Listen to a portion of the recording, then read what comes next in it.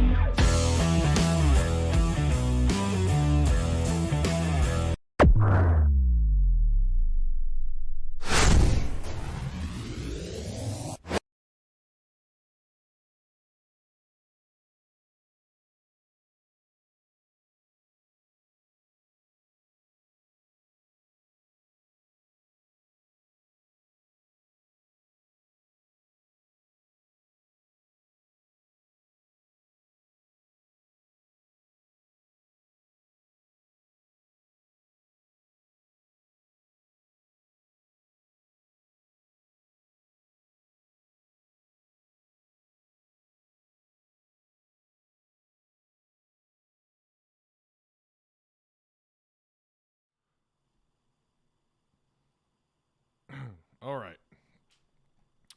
Hope you guys having a good week so far. Welcome to the Pig Trail Network YouTube channel. Let's kick this off. 3, 2, 1.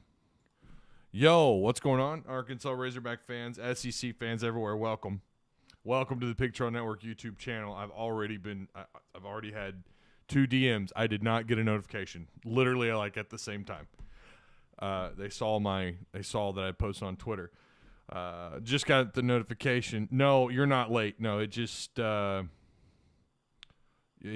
notifications struggle on YouTube. I don't know. Is what it is, unless you have like a gajillion subscribers, you know. Yo, Brother Hog, welcome to Prime Time Lunch. Welcome. Doug Stubbs, hope you're doing well, man. So I'm going to be answering questions. We had some pretty big news this week. We've had a couple of things happen. We've got a commit yesterday, pretty big one, really underrated actually. So we're gonna talk about that. A football commit, some news regarding a certain basketball commit, or not a commit, hopefully a commit. So yeah, I do apologize again. I know you guys. I get people either in Discord. You know what I didn't do? I didn't share this in Discord. That's where I get. Surprisingly, no comments yet in Discord that they didn't get the noti. Let's try this so our Discord people know. They should know. They know. But it happens. Notifications don't always go out like they're supposed to. I hope you guys like the thumbnail. I kept it's the very first thumbnail that I've done since doing the show, where I want to center a player in the middle of the thumbnail, that on the other side is their name and the red lettering, with the white obviously representing the Razorbacks, and then on the other side of the player, it's the other opposing team's colors. And I usually do just the one player. This week I chose John Ridgway as he's trampling over the Texas over the quarterback there. So, you know, it's a horns down kind of life. I don't know, like, not are we obsessed with hating them? I think people above the age of like 35, 36, somewhere in there, who kind of remembers this rivalry when we were like tykes, when we were kids. Look, I had a teacher in second grade, I think. I went to Jefferson Elementary and I also went to Bates. And then because Fayetteville, typical city planning, central planning, it always works, doesn't it? They rezoned us. So then I went back to Jefferson. But in second grade, I had a teacher that she had made a joke about removing all the burnt orange color crayons. Sorry, I say crowns. I don't know if that's a Southern thing or if it's just me catching up on a word that I've been saying wrong for like 37 years. I've just recently been corrected by my kids. But a burnt orange crayons were not allowed in her classroom. And she wasn't the only teacher. I had teachers in high school or in junior high and high school that were like, if you wore burnt orange, if it had Tennessee, nobody cared about Tennessee. But if it was burnt orange with the horns or nothing else, they made fun of you, or you got teased and so on and so forth. So I think everyone above the age of like 35, they get it. Like you were around that back when the Southwest Conference was a thing, and Arkansas and Texas didn't get along. So it's in there. It's deep down in there, but it comes out especially after a good old-fashioned passionate ass whooping on the Texas Longhorns. A Texas-sized ass whooping, if you would. All right, do me a favor. Subscribe if you guys haven't already. Again, these subscriber numbers, I'm so thrilled to have you guys, the new and the old Patreon supporters. Shout out to you. Of course, a shout out to our sponsors. Direct Service Overhead, who operate both out of Central and Northwest Arkansas. They cover a lot of land, a lot of territory. They'll replace and or repair your garage door if you need them. Travis Ford and his team, they do great work. And highly recommend you check out their website as well if you have any questions. Everything you need, phone number, information. If you want an idea, of course, we have the ad that runs at the beginning. But go check out their website. There's a link provided for you down below in the description box. And, of course, to our most recent sponsor, Stated Appeal. I tell you guys, they sell the softest shirts in the world. They're all locally made right here in the fine state of Arkansas. You can check out their entire inventory at statedapparel.com. They also have a Pig Trail Network link on the site. If you go to the site, there's a Pig Trail Network scroll down part of their site. I don't know what you call that. Just click the menu and you scroll down, and there it is, Pig Trail Network. And it's got a lot of Arkansas-themed stuff going on there. If you use – now, again, I have not had a chance to get caught up, but try the code Ty Rocks. It was giving you 10% off. I think that's still going on. If not, then you'll know it won't work if it doesn't work. If it works, it works. If it doesn't work, it doesn't work. I've also got a little cheat code for you guys, too. I think it still works on Papa John's. If you order Papa John's, they're not a sponsor, and I don't know, I might get into some trouble. I don't know, maybe not. I'm just going to say if you order off their website or off their app, type in all caps thanks 30. You're welcome. Just saying, try it out, see if it works. So, Stated Apparel, they're located in downtown Benton area. You can see what they have available right there in the store. So their logo, also I've mentioned this before, it's very obviously a representation of the state flag. I think that's really cool. They also sell name brands like Native and Southern Marsh clothing brands as well. Again, all those links of the sponsors of this show are down below in the description box, so go check it out. So, all right. I might get an email from Papa John's. All right. I say a lot has happened. Wednesday shows, I'm not going to lie to you, sometimes can be a little challenging because we don't get a whole hell of a lot on, we don't get a lot of exposure throughout the week from the media. They're given limited exposure, but I can tell you that I think this team's vibing pretty good. I know they're feeling pretty good. Obviously coming off that Texas win, they're feeling it. One of the big questions that was asked of Sam Pittman, and I thought this was interesting, I don't remember who asked the question. Again, it probably was Trey Biddy. It might have been I don't remember who asked the question. I don't think it was Hutch, but they asked if there was a concern about coming off this big win and that being a distraction going into this game against Georgia Southern. Let's be honest. It is a trap game. Again, I don't care if that word offends you or if that phrase offends you. I've said that before, and people are like, we need to stop saying that. That word. It is a thing. Trap games exist, and this most certainly is one that looks like one. Now, Georgia Southern got crushed against FAU. There was a point in time when that team could have gone up 13-0, and I'm actually in the middle of watching that game on YouTube. You can check out the whole game. It's there available, believe it or not. This used to be really hard. When I first started doing these videos, of course, back then it was all edited content. It wasn't live shows. It was really hard sometimes to find these non-conference videos. They're getting easier and easier to find. Now, getting comprehensive breakdowns on those kind of videos are really challenging. Sometimes you got to look around on Twitter and do the best you can. But I'm in the middle of watching that game, and I'm going to tell you something. Either FAU's offense is just elite, or really good, right? And Georgia Southern's defense is bad, or Georgia Southern's just not the same team they were a year ago. Remember, these guys played an entire schedule last year. Now, we're going to get into the Georgia Southern breakdown. Those are the most fun. Friday shows and post-game shows are my absolute favorite shows to do. I look forward to doing them all and chatting with you guys. But the Georgia Southern, Georgia Southern breakdown will happen on Fridays, but those are the funnest shows because there's so much to talk about with, in regards to maybe we'll talk about some of the stuff that Sam Pittman had to say tonight. Although I'm going to be real honest with you, I've only caught like 20 minutes total of Sam Pittman on his Wednesday night shows. And he's done, how many has he done? He did one before before week 1, Rice. He did the one before Texas, and so I guess this is technically show number 3. I've watched a grand total of 3 of those, 30 minutes of those 3 shows. So, but yeah, Friday shows, we're going to try and reflect a little bit on what Sam says tonight, and then probably get caught up on some more stuff.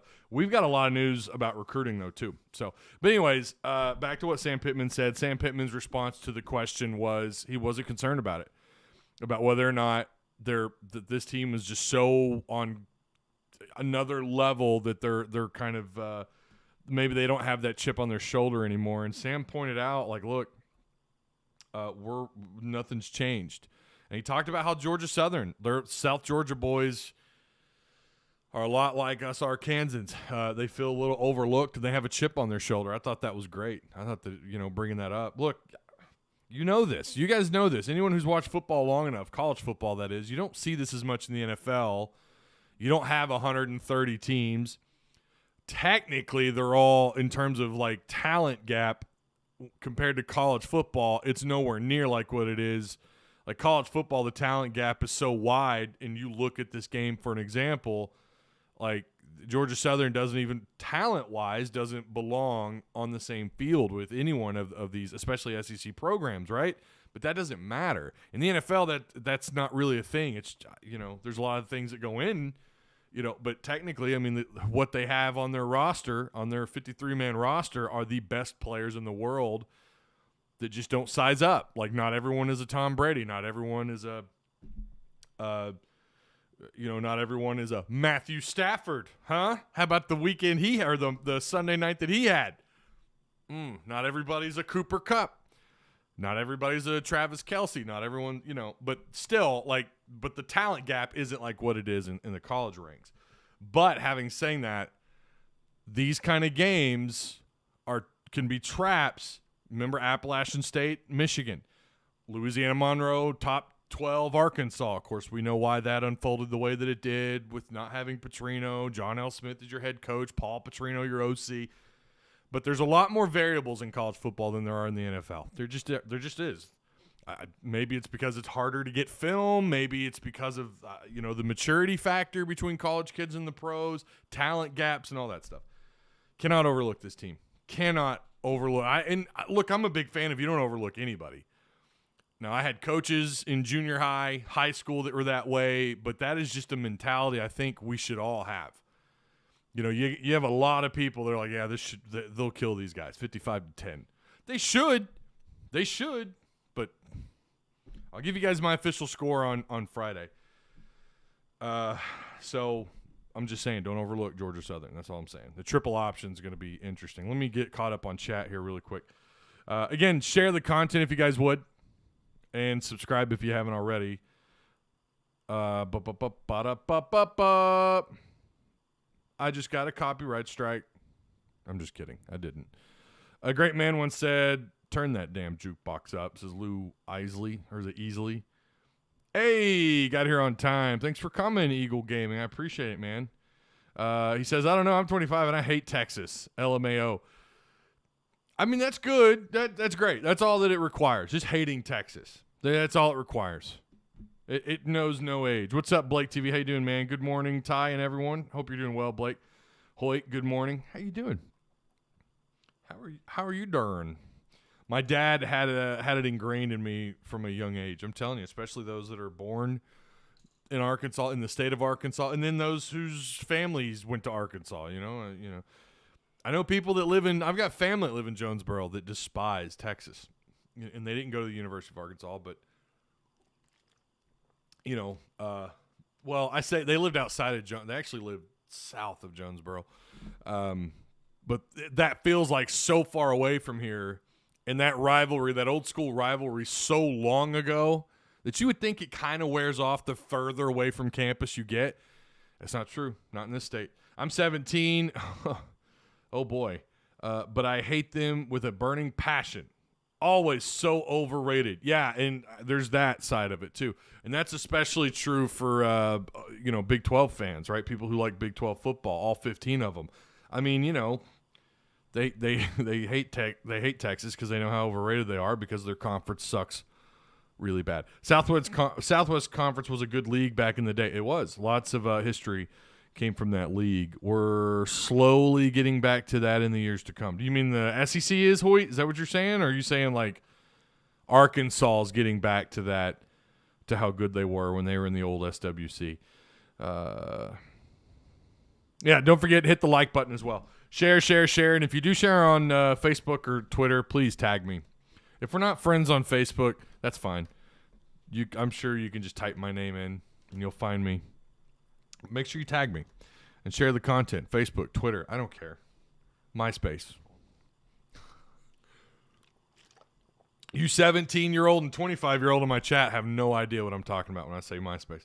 I have to explain to the Tennessee fans in Memphis that UT will always be Tech's ass. That is absolutely right. I agree 110%. How about that D-line, though? Oh, God. Oh, my God. Oh. I feel like I've run this deer over about 5 times. He just keeps coming in here. I'm just going to call Wilson Wood Wilson D-line Pride Wood or something. I don't know. No, okay. He says he's just messing. Okay, he's just messing. Look, man, and I'll say it again. What they did Saturday was impressive. There's no doubt about that. And I do feel better about the quality of depth, too, that they have there. So unfortunate about Dorian Gerald. That's just such a bummer. That is such a bummer. I'm glad I if you can't tell, I don't proofread a lot. I just kind of go off the cuff and read it. I heard that from my cousin's friend.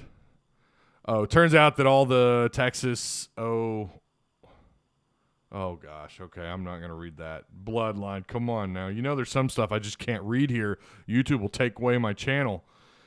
Also, we may get a break with that proposed transfer rule. I'm really glad you brought that up. It's on the table. We're going to talk about that here in just a second. It's not a rule pass yet. It's on the table. We're hoping and praying that happens. Now, remember, that's going to benefit everybody, not just Arkansas. I wish Stafford would have went to New Orleans. I'm so happy. He works so well, and he's got so many weapons in that offense, man. Higbee is like the most underrated tight end. He does so much in that Rams offense, but Cooper Kupp, Woods, McVay, and I like the trade. I didn't like what the Rams gave up, but I liked having Stafford, a veteran quarterback who can sling it. I don't know that anyone throws. I mean, there's only, I think, 2 or 3 other quarterbacks that can throw as accurate on the deep ball compared to Matt Stafford. I mean, he's got confidence in his arm. He's got good zip. You wish you had him when he was younger, maybe 4 or 5 years younger, but it's not like he's old. I live in Jonesboro and can concur that we hate Texas on the east side of the state just as much as Tusky 6693. Yeah, the hate runs deep in this state. All right. Okay, firm handshakes all around. Good part. If you guys keep those questions coming, remember Super Chat is up. If you want to make sure I read your comment, that's how you do it. Super Chat always takes priority. Also, again, shout out to Patreon supporters who to the young and old, to all the guys. Austin in our Discord says he likes the thumbnail. I'm going to read the Discord more, too. Someone had posted. Can I share my screen yet? No, I can't. Hang on. I'm going to show you guys something that cracked me up. I haven't had a chance to respond to it, but I saw it in our Discord that was pretty damn funny. I've never seen so much love from other SEC schools since we smoked Texas. Isn't it great? It's great to not be the butt of all the jokes, and now all of a sudden, what did we talk about in the offseason? What was something that we said? And we say it every year. We said it going into Chad Morris's final or his first year, his second year, last year. We're saying it this year. You have to earn respect, and you don't do that by beating bottom-tier SEC schools. Now, last year, I would say it's always good to beat Tennessee. I don't know. Those are – you kind of feel like they're your brother from another mother.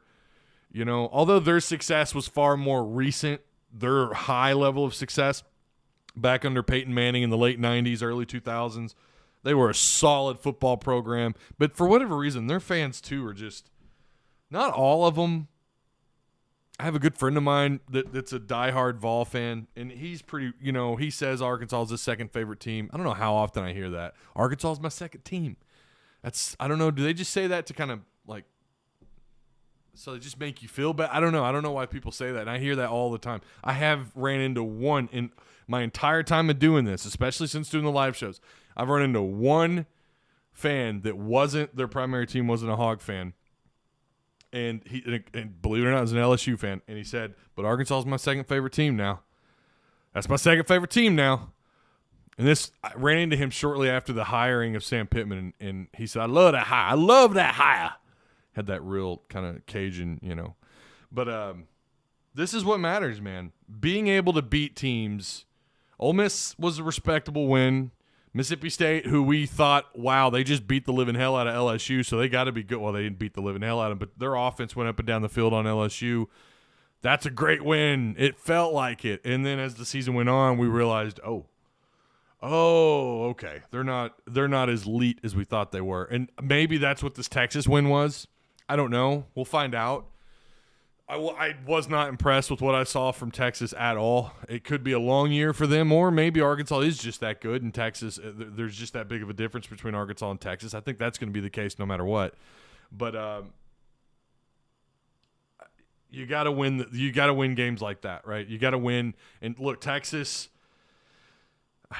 is one of those schools, like everyone knows that Longhorn logo. Everyone knows the burnt orange belongs to Texas. Everyone knows who that damn school is, even in their not so great years, even when Mac Brown was trending down. And since the hires since then, when you get a win like that and you blow them out, that's those kind of wins that I was talking about. That's the kind of win that we've been talking about here for a while. And you got it. You got that win. Now, we'll find out how legit it was, and we're going to find out pretty quick. Texas and Rice play each other this weekend. So I want to know, that's going to be the question. I got to get better at asking this more frequently or on every show. Who do you have? What's your score? We'll do the Friday score for Arkansas and Georgia Southern on Friday. Give me your score today. And for those of you who are not watching this live, but you're watching it after the fact, because you got a delayed notification or no notification at all, tell me your score. Texas and Rice. I want to know. I want to know what chat. I want to know what you guys think, the live chat. Ty, I watched a hardcore LSU stream this morning, just seeing what's up down there, and one of their rather testy posters said he thought the Hogs were the second best team in the West with no argument.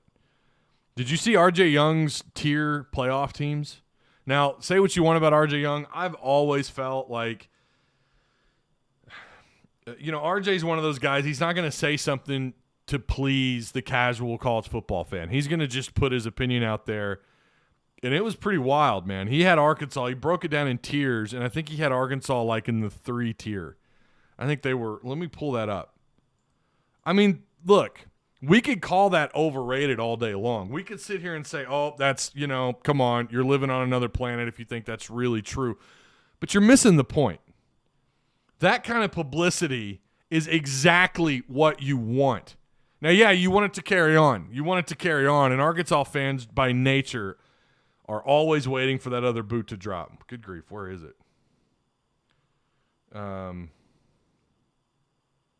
Week 3. He put this out yesterday. Week 3 college football tiers. It wasn't playoff tiers. It was just tiers. Tier 1 by themselves, Alabama. Tier 2, Georgia, OU. I think OU being in that tier 2 is questionable. I think that's a homer pick by him. I just was not impressed with their week 1 performance at all. Don't get me wrong. They got better, but let's see them do this against a high-quality opponent. Oregon and Iowa in tier 2. Now, tier 3... and I don't know that I even agree with Arkansas being in the tier 3, but I'm taking it, right?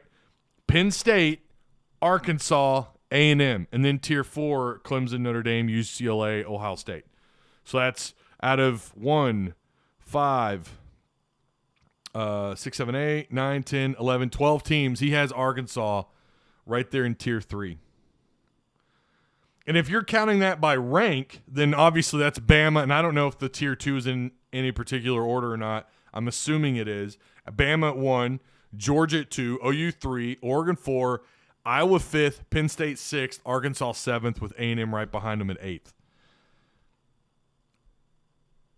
I mean, hey, absorb it, love it, appreciate it, retweet it, show your friends, enjoy this, because this is how you build on top of a foundation. That's a part of it. When we talk about the on-the-field product and the off-the-field culture, this is a part of that off-the-field culture. It's a piece of it. Like building that accountability, respectability, building up on your reputation, all this stuff. This is how you do it. You convince people like R.J. Young. Okay, the product on the field is legit. That's legit. Who cares about what happened against Rice? I'm still going to look at Rice doing what I do as I hope we don't see more of what we saw in the first half. But since in the second half, the last 6 quarters of Arkansas football has been some of the best that I've seen, I don't know, maybe since 2015, maybe 2016, where you felt like you had a good several, consistent weeks of really solid play on the field for the most part. You're playing complete games. Enjoy this, absorb it, love it. And you should, assuming you blow Georgia Southern out. Now, I don't know what fans want out of this game this weekend. This game does not benefit Arkansas in any other way except that, well, okay, you got a decent time slot given the game and another opportunity to play in front of your home crowd, but that's really all you're getting out of this, right? Ticket sales are not going to explode to watch Georgia Southern. It can only not, but anytime you play these kind of games, and this is the argument people have about, I don't want to play these kind of non-con games.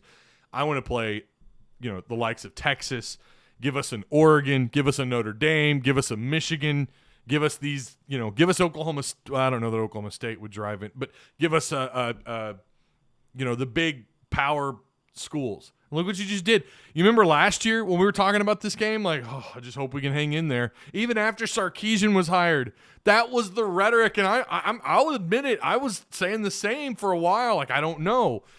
And then as we got through fall camp, I said, no, you know what? I like Arkansas in this game. I don't know that Sarkisian's going to have, especially after they took so long to name their starting quarterback.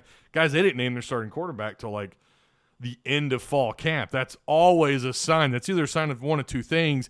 A head coach wants that competition, wants those guys, the whole iron sharpening iron thing, or they've got some question marks at quarterback. I think that's probably going to be the case from here on out. We'll see what they do with Thompson, who they recently named as their starter. But, all of a sudden, the rhetoric has changed. All it took was this game. And even if you'd won this game by even just 4 points, you're still going to get the positive reflection. Now, because you blew them out, now the rhetoric is, well, either Texas is severely overrated, Louisiana was severely overrated, which anybody probably could have told you that. I'm always skeptical. I told you guys going into the Texas game, I'm skeptical of these non-P5s and the rank that they were given by the AP coaches and you name it.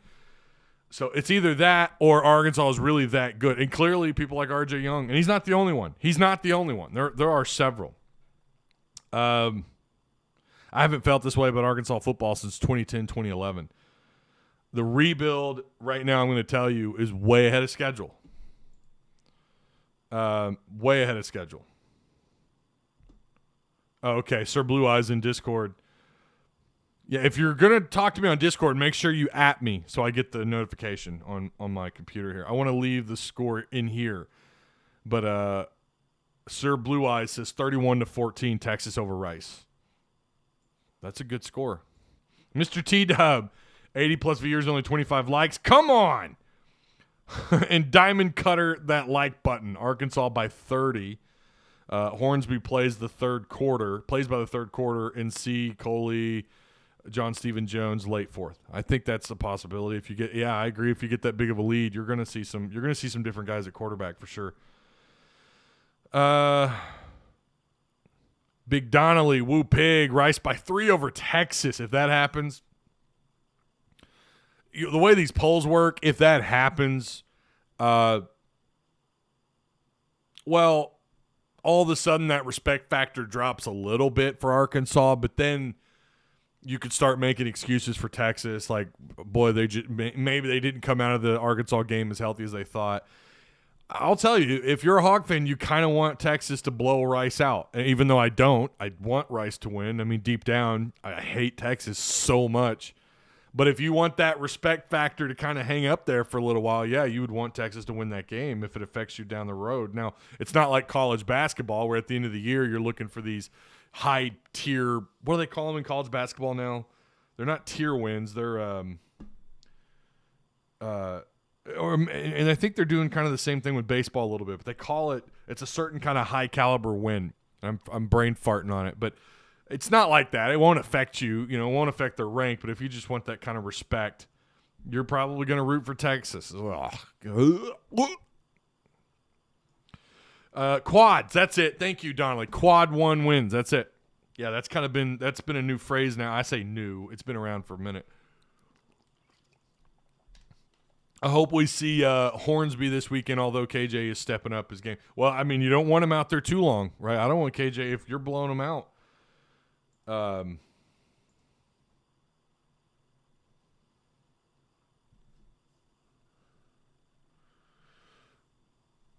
me, what was that? I got another. Okay, that was a DM on Discord. My bad.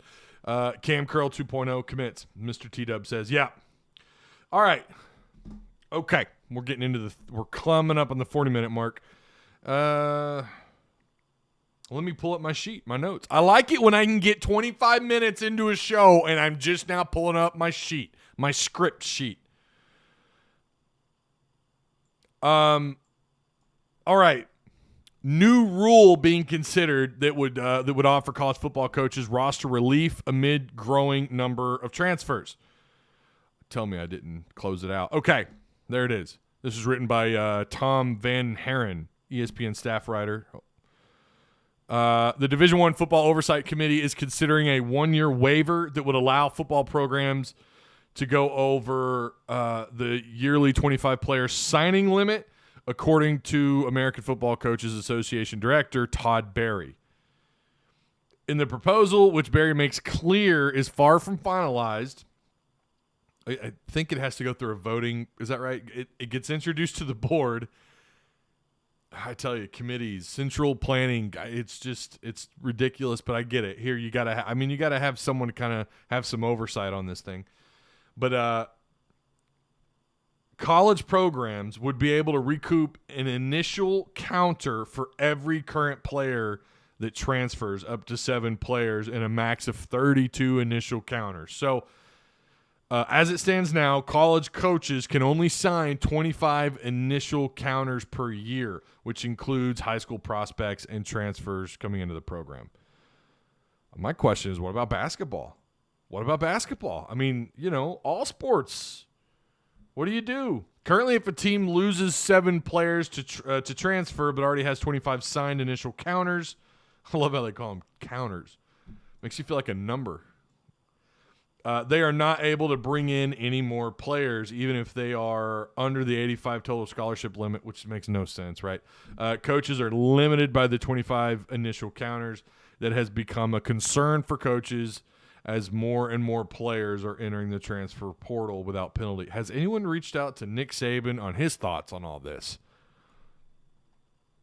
There's a quote here. I'm not going to read this whole thing. Well, this is the part I kind of skimmed over because I was reading this late last night when we got home from our softball practice. We had 2 softball games last night, so I was a little bit behind. The committee has wanted to find ways to discourage coaches from purging their rosters by suggesting they will have as many initial counters as they want, no matter how many players transfer, but also wanted to give programs the opportunity to stay at or near the 85 scholarship limit. If they do lose a significant number of players to the transfer portal, the waiver is still being deliberated, and Barry is hopeful it will be voted. Yeah, okay, in October. That's right. It'll be voted on in October, but he says they are getting closer to an improvement of the current situation. It kind of goes on for a little bit. But so as it stands, up to 7 transfers, I think that's more than reasonable. I think it passes. I think because the majority of coaches want this. Nick Saban doesn't, well, I want to say he doesn't have that kind of power, but I can only imagine the Blue Bloods being upset about this because they feel pretty good about their 25 counters. And with the way NIL and everything, clearly a lot of the rule changes I think have benefited the Blue Bloods. I just do. I think the NIL has benefited the Blue Bloods, but it's good. We've been down this road. I'm for the NIL. I am a fan of free markets, and that's the way they're supposed to operate. These kids are providing a service for the university. I think they deserve a piece of the pie. Now, we can all agree to disagree on that. I've said that before. I got a few angry DMs and one angry email the first time I came out and support. Just one angry email. It wasn't really that angry. They always close it out with, "But I love your show. Thank you. I appreciate that." But I don't know how you're a free market capitalist and you're against that. How that doesn't make sense. I think they should be compensated for what they do. Yes, they get their board and room, and they get a monthly stipend, but think about Darren McFadden, the kind of money that he and Felix Jones, Peyton Hillis, Matt Jones, think of the kind of money those guys brought into the university. So with all this stuff kind of playing in, that's why I think, and it is murky, don't get me wrong, it opens up all kinds of doors, it opens up all kinds of problems, but those problems still exist. We know that cheating, well, look no further than Will Wade and LSU. NCAA is just going to let that play out. What a crock of bullshit that is, and nothing's going on. So maybe it does kind of even the playing field a little bit. Jerry Jones, I'm just going to say this. Jerry Jones was on the sidelines on Saturday. Just saying, hire these. Hey, look, you guys want to come work with the Dallas Cowboys? You Texas prospects? Hey, you guys sign on with Arkansas? Maybe, even though I don't even know if there's a rule on that. It is the wild, wild west. But with the way these things work, a lot of these rule changes have benefited schools like Alabama and Ohio State. And then you get into the larger markets. You get into the places where kids are most attracted to, down on the beach, down in Southern California, or out somewhere in Miami. So these schools are going to benefit. Maybe it levels the playing field a little bit. But something like this, I'm not so sure that those big blue blood schools appreciate this. I don't think they like this. So therefore, it must be good for college football. We don't know. They haven't talked about it. Maybe Nick Saban's in favor of it. I don't know. They could also benefit from this. But, Felipe Franks was a huge addition last year. Without a doubt, he took KJ under his wing a year ago. KJ's talked about how much that meant to him. But then you lost Mike Woods to Oklahoma, right? So it's kind of a double-edged sword. I think it's good if we're going to open this thing up. If we're going to do this, if we're going to allow these kids to transfer and you're going to have all these rules, why not? Why not give these teams a little bit of leeway? Give them, give them their hey, you lose a kid, you get a kid back, right? So I think it's a good thing. I'm surprised they settled on the number 7 when someone had texted me about this. Hey, have you heard about the NCAA considering kind of tit for tat with the transfers yet? I think it was something like that. It was a long text. And he said, yeah, there's a specific number, and I forget what it is. And my first thought was, it's probably like 3. So I was a little surprised it was 7. So essentially you can have up to 32. You go from 25 initial counters to 32 initial counters. So didn't he totally agree with you, Ty, about player compensation? College football is $1 billion business. Give them like what, 0.5%? T-Dub, I was at the game Saturday and have never been in a sports atmosphere like that. It was insane. The crowd noise was definitely throwing off Texas on the field and the on the field play calling. It was my first game in Fayetteville. Wow, yeah, it was great. I'm glad you got to experience that. How long has it been since we got our second strength play and been on the winning end of? What do you mean? How long has it been since we got to see our second string play and been on the? I see what you're saying. My bad. Yeah, it's nice, wasn't it? It was nice to see Malik Hornsby come out and do what he did. Mike Woods should have stayed with Burks not performing up to his abilities. Mike Woods could have made an impact here this season. At OU, he's nothing special. He has a touchdown, right? He's got like one score. I mean, I'm sure he's all right with that, right? I hope we slow down the triple option. Yeah, we're going to talk about that on Friday. But Georgia Southern, you can't overlook teams like that, right? You can't overlook teams like Georgia Southern. You just can't. And, I was having this conversation actually with someone who's in chat over Marco Polo, and I was also having this conversation with another friend of mine. What's interesting about this matchup is that you don't see this kind of offense very often. And Sam Pittman was asked about that, and he talked about it on Monday a little bit, that they had – and he said this before, that they've been installing and kind of preparing for the triple option since going back to fall camp, the beginning weeks. Alex Strecker says, sorry, voice chat. Yeah, so no, you're fine. I get it. I can always tell when people are voice chatting. You can always tell because I do it, and, I think you guys can understand me pretty clearly. Maybe it's because of this kick-ass $400 microphone or whatever I paid for it. But when I do it, it does the same thing. And I think I speak pretty clearly. I don't have that much of a Southern drawl. It comes out of me from time to time. I don't even realize it. I think my wife has picked up on it before. Very rarely my Southern drawl kind of comes out a little bit. I've had people, when I used to work the Taco Bell drive-thru, people would be like, are you from the Midwest? You're not from around here. I don't hear a draw. And I'm like, oh. But my phone does the same damn thing. I don't think Arkansas defense will ever underperform under Barry Odom. I don't think it was because of Barry Odom, but in the second half of last season, the defense just fell apart. And that was not his fault. That was a shortened offseason, practically no offseason, no time to install his defense through spring camp. And then you had injuries and COVID that just absolutely, it just killed this. It killed them. At the end of the season, you could tell these guys are playing with broken ribs, just worn, torn bodies throughout the year, the injuries these guys were playing with. It's funny how we're finding out more and more of that. We're finding that out during fall camp. Oh, yeah, back in spring, so-and-so was playing with, this or that. And you're like, oh, that explains why he was a little Did anyone see KJ block for his running back? It was a thing of beauty. I did see him pancake somebody. Now, I want to say, don't quote me on this. I saw the video, but it looked like the outside linebacker, but the linebacker was coming up on the play, not full speed. KJ, or maybe that was Knox. No, I'm thinking of Knox. It was Trey Knox. Trey Knox turned around and bodied the guy because the guy wasn't paying attention. It was Knox. $5 super chat from Mr. T-Dub. Hot take. We've only seen maybe 50% of the playbook. Could be. Sam Pittman and KB are using brilliant, in all caps, strategy in doing this. They will open it up. They'll open up wide in the A&M game.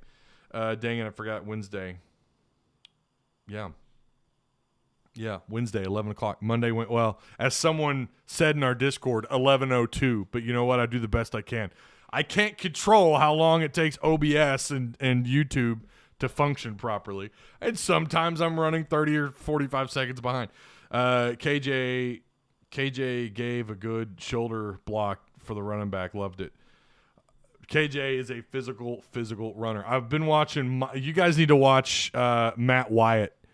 Watch Matt Wyatt on Twitter. He has a whole wide zone read look right. Let me turn it down. Matt Wyatt has a whole breakdown on the offense.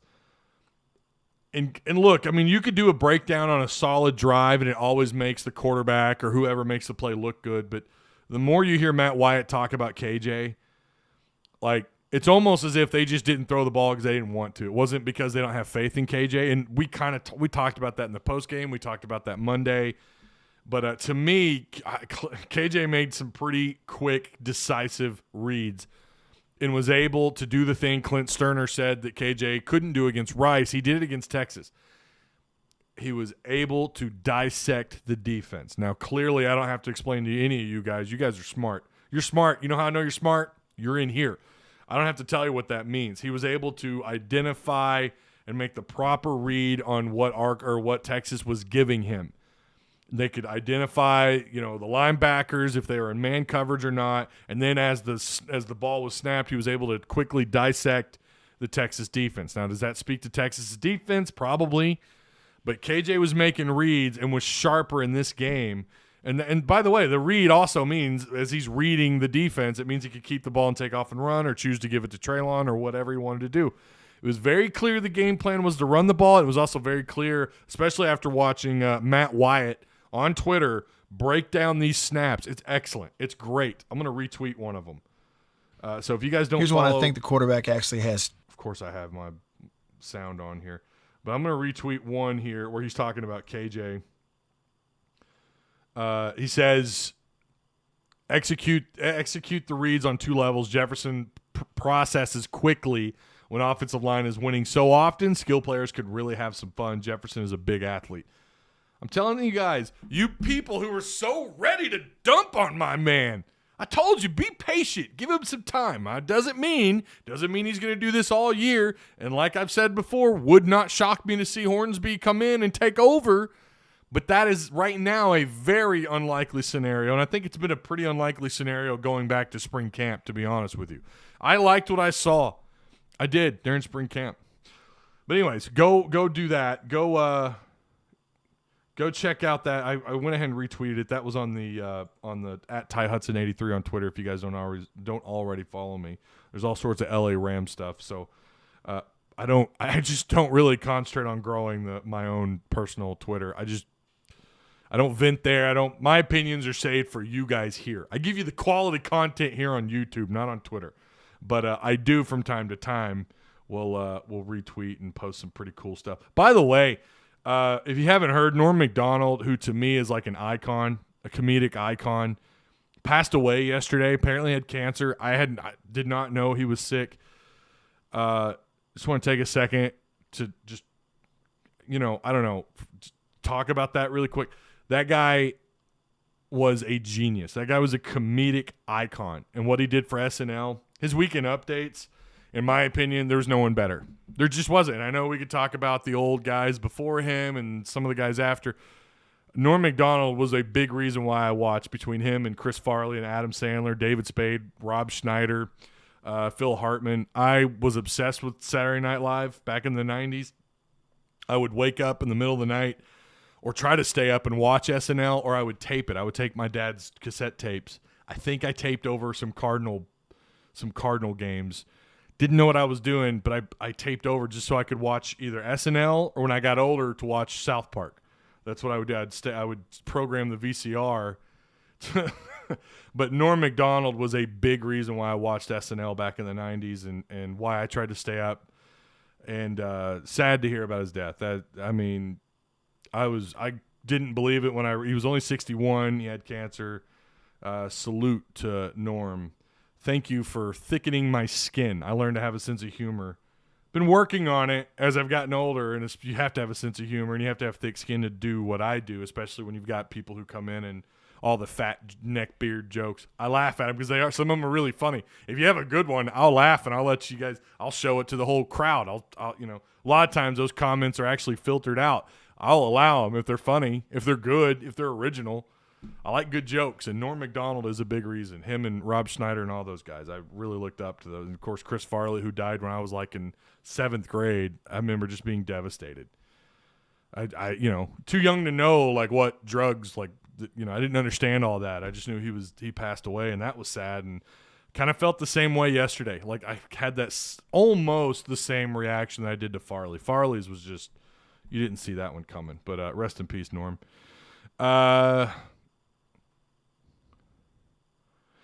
It's possible we're still looking at 7-8 wins.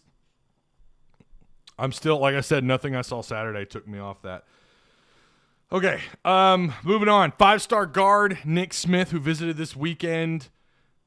He apparently enjoyed his trip, but I've heard people say they kept an eye on his demeanor, and he didn't look like he was having that good of a time. But he put Arkansas into his top 4 alongside Alabama, Auburn, and UAPB. If he doesn't go to Arkansas, go to UAPB. I'm all for it. Go to UAPB if you don't come to Arkansas, Nick. No, probably zero chance he ever watches this, especially this far into the show towards the end. But go to UAPB if you don't go to Arkansas. I would love for that school, or even like a UCA, not Arkansas State, because I hate Arkansas State. Their fans, all 10 of their fans have kind of. Nah. All right, 6 foot, 190-pound, 3-star athlete. Safety Anthony Brown committed to Arkansas. This is a big one, in my opinion. For a 3-star, it's a big one. Brown chose Arkansas over Indiana, Illinois, and Tennessee. Projected to play safety in college.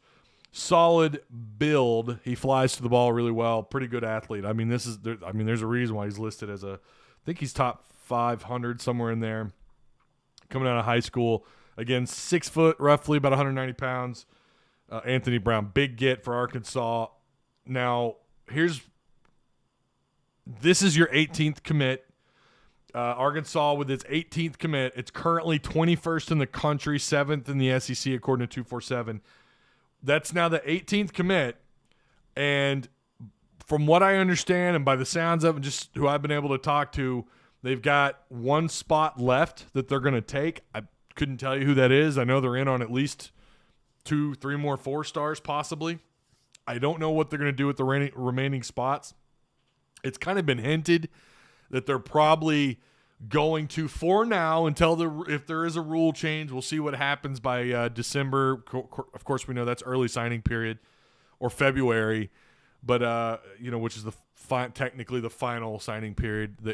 Typically it's the end of the first week of February or the beginning of the second week. You have your 2 signing periods. We'll see if anything changes, but it sounds like they're gonna save those spots for transfers. So that being said, and I know someone's gonna ask me this: what are the odds they stay in the top 25? I said last year they wouldn't. I was wrong.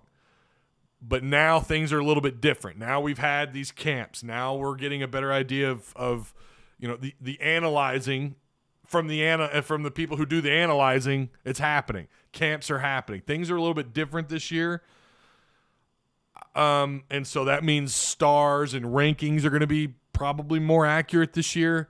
I would probably, right now, I would say you probably don't finish top 20. Maybe, I think they have a shot depending on who they fill those spots with. Maybe they don't. Maybe the transfer rule kicks in and then they're able to just kind of fill up whatever they want to do. But they've got a few spots left. They can fill up to the full 25 in this class so far. Correct me if I'm wrong. I could be wrong. I could be mistaken on that. But we'll see what they do. We'll see what happens with this rule change in the coming months. I don't know that it would kick into effect that quickly either. I'm not really sure. I don't know their timeline. I don't know their timestamp for that. But assuming let's say it doesn't kick in until 2022, And then they reserve those spots. My guess is at the moment, again, just based on what I've been told, they might take 2, but more than likely just 1 more after Anthony Brown's commit. So again, right now you're sitting in the top 20. To stay in the top 25 is going to be tough. I mean, they would honestly, I would only feel solid about them staying in the top 20 if they went out and surprised the world and got, a highly rated, maybe a 5-star. And right now they're not in on any of those. So, yeah. Bold projections really quick.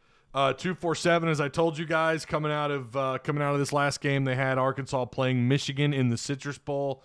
ESPN put out their bowl projections. I think this was Monday. I must have missed it. But Schlaball has Arkansas playing West Virginia, and Bonagura, I always struggle with that guy's name. Bonagura has Arkansas playing Texas Tech. Both of them have Arkansas in the Liberty Bowl. So you've got 247, who likes them in the Citrus, and ESPN, who's got them in the Liberty Bowl. So I don't know. It's just too early. I only bring it up because it's something to talk about, but talk to me when we're like week 10, You don't know anything. Right now it's like you might as well have the lights shut off in a bar somewhere playing darts, trying to hit the dartboard. We don't know.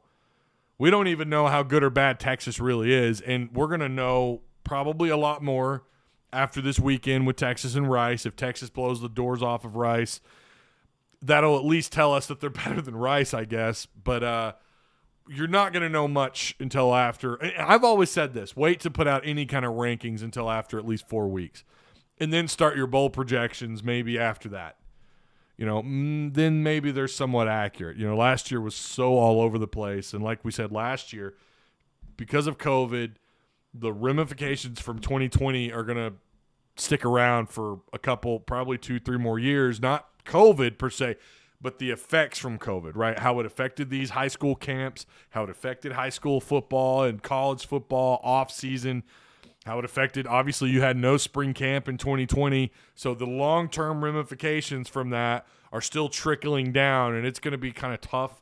So I don't put a lot of merit into any bowl projections right now. I would wait, again, until I'm not putting anything until you're done with Mizzou, till the final game of the year, because we know one loss could completely – hell, you have a close game against Georgia Southern. They might take you completely out of bowl projections, so it's just too early. Norm shitting on O.J. Simpson was legendary. True fact about that. Go watch what was David Spade's show on Comedy Central that was canceled like after a short season? Lights On or something. I watched him, and Norm is on there, and he's with oh my gosh, he's on there with 2 other guys that used to do the weekend updates with SNL, and I'm blanking on their names, who I know normally, had I not thought about this, I probably would have been able to name them like that. Miller, and what's the other guy's name? Oh my gosh, he's in he used to be in all the Adam Sandler movies. But anyways, they were talking about his O.J. Simpson weekend updates. Go watch those, by the way. They're gold. They're absolute gold. He was told by SNL or by network execs, by people who signed the checks, to not do those skits. Norm would do them anyways. And I had heard that on a podcast years ago, but it was so cool to hear them reminisce about it. So yeah, you need to watch. I'm a fan of comedy, man. I love if especially good comedy. You get people out there that try to get political and a bunch of No, I like especially that 80s, 90s, early 2000s era kind of comedy, like no holds barred. Like we're just going to say what's on our mind, or we're going to say not really what's on our mind, but what we think is funny. Grow some thick skin. Now, don't get me wrong. I've had people here crawl under my skin, but it's usually like, I don't know. It takes a lot. It takes a lot to crawl under my skin. The Hogs could be 3-0 in football. That would be huge. 4-0 is not out of the – I know we're supposed to take it a week at a time. And I've said, don't overlook. We're going to talk about Georgia Southern. We're breaking them down on Friday. I'm really excited. I got to finish watching their FAU game. And but realistically, let's be honest, You should. I know recent memory tells us otherwise. You go back before 2020, the last 3 or 4 years. Hell, even under when Brett Bielema was decent, you lost to Toledo. I mean, I know who was on that team. I know who was coaching that team, but still, you lost to Toledo. That 2015 team was I thought they were good. So, but I don't think this team we're playing this weekend is anything near Toledo. Nor do I think they're anything near the 2012 Louisiana Monroe, or maybe they're closer to a Colorado State or a San Jose State. But I think it's a new regime. And I don't think they overlook this weekend. So obviously you know who I'm picking. I'm going to give you a score on Friday, but you could be realistically 4-0. It's a possibility. Now, when we get to A&M, we're going to break that week down. We'll see what they do this weekend. I watched a little bit of their game against Colorado. Actually, I watched quite a bit of that game against Colorado. There was nothing to write home to mom about. I mean, that was an ugly game for them. They're physical. Don't get me wrong. They're physical. So, we got to take it. We got to take it a game at a time. Hamilton Newhart says some sources call him a 4-star. Yeah, I think there was a site that had him rated as a 4-star. If you're talking about the recent Arkansas commit, if you're talking about Anthony Brown, I thought someone did have him in the 4-star category, and maybe he dropped. I don't know, or they reclassified him. But he's a good get. I'm not on the team. I have no 24-hour rule. I can look ahead just for you, Ty. Oh, did you? Bill Burr don't play around. Bill Burr doesn't play around. Bill Burr. You want to know who should be writing at SNL? Bill Burr. I could list you all. I can give you guys a whole list of names of guys to go watch on YouTube that are hilarious. If you guys like comedy, Bill Burr, of course, everyone knows who Bill Burr, Chappelle, guys like that. I can give you a whole list of people that are really funny to watch on YouTube. Maybe we'll do that on Friday a little bit. We'll talk a little bit, just like a minute or two, just about some guys you need to watch on YouTube that are hilarious. Shane Gillis. You guys, you know that name? Go look him up. He got fired from SNL, and he is hilarious. His skits are great. All right, I will see you guys for the Friday breakdown. Oh, we got a Ty. Do you agree with this statement? If Texas throttles Rice, then we really only have 2 losable games. I do feel that we're in the second or third best SEC. That we're second or third best in the SEC West as it stands now. What say you? At this moment, I don't know how you don't put Arkansas in your top 3 in the SEC West. Overall, no, I don't. Not overall. But in the West, things are not looking that great for some of these teams. And again, we're going to I want to look over some stuff for the rest of the year. FPI, I want to look at FPI, the Football Power Index. I think LSU took a hit. And a couple other schools may have taken a hit. We're going to know a lot more after week 4, really. I mean, that's when we're going to know a hell of a lot more about what the season's going to look like. But I would have a hard time arguing. Like I said, R.J. Young earlier. I told you guys about earlier. R.J. Young's got Arkansas way up there. Just take a bath in it. Let it soak in. Like, it's great. That publicity is great. I don't know if I'm prepared to say that I believe Arkansas is a top 3 SEC team or not. We just have to see more. But right now, LSU is sus. I love that. LSU is sus. You're right. And I think A&M is too. And that makes you believe if those two are sus. Now, Auburn, I don't know. Who have they beaten? But their offense has looked really damn good. But against who? I want to see them do something similar. They're not going to do that in SEC play. They shouldn't. If they do, watch out. Like, we might actually have maybe Arkansas isn't on the level of Alabama. Maybe Auburn is up there. I'm not saying they're near Bama, but maybe they're higher up the list there. I don't know. I want to see them do that against somebody of like a higher quality opponent. But I'm just saying it like it is. My 8-4 prediction, I feel really comfortable with right now. After this weekend, hell, it might change. But for sure, after week 4, we're going to know a lot. You're going to get some better matchups between now and then, and you've got your first 4 games behind you. So you've got 3 sets of those 4 games to play, right? You have 12 games, 4, 8, 12. And I've been a believer of this for years. Every 4 games, you can kind of take a look back and, make your judgments right there. 8-4 is very obtainable. I don't sound so crazy now, do I? Going into – now, I'll admit, I fully did not expect LSU to look as bad as they have. A&M – I had A&M and LSU both as losses because, I don't know. Sometimes you just have to go off of what their media is telling you and kind of how they ended the season a little bit.